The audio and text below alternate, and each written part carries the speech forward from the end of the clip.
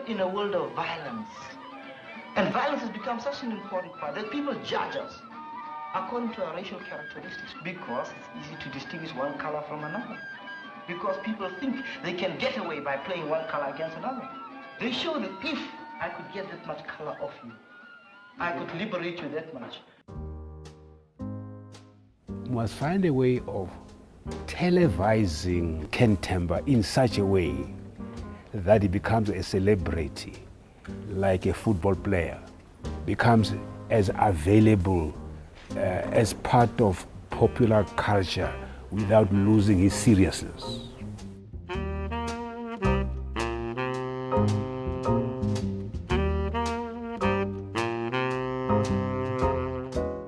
One time Ronnie was on leave and Ken stood in for Ronnie. And I gave him a story and he said, my boy, come here. This is how you do it. And for that 1 month, I had a teacher in the newsroom.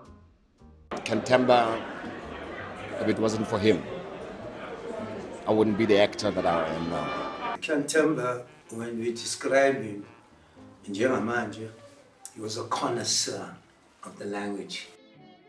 When you pick up anything Ken wrote,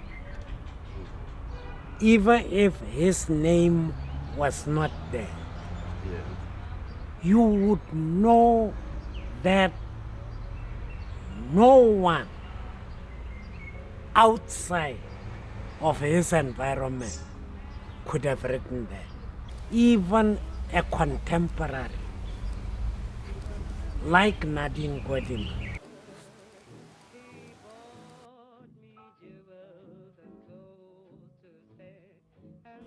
He wrote in English, and he's a wonderful writer in English. But he adds to it, not but, and he adds to it.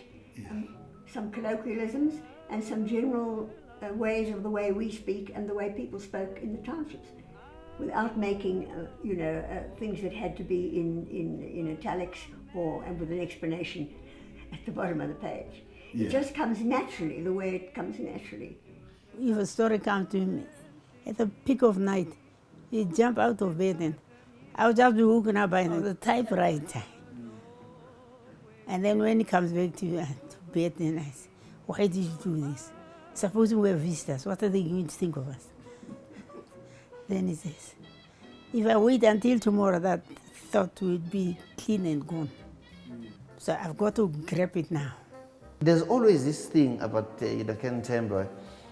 His interest was in the psychology of human beings, what actually people think. He tended to look at the literary power in terms of the ability to evoke the texture of a particular moment.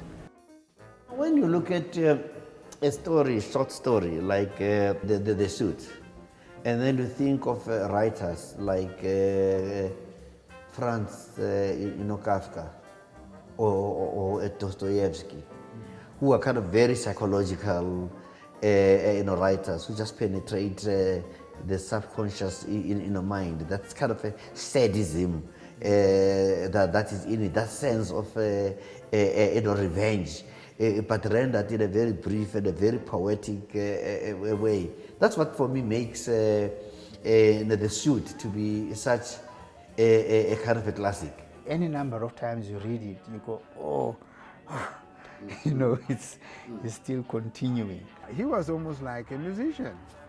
There was rhythm. Yeah. And that's what attracted me to The Suit.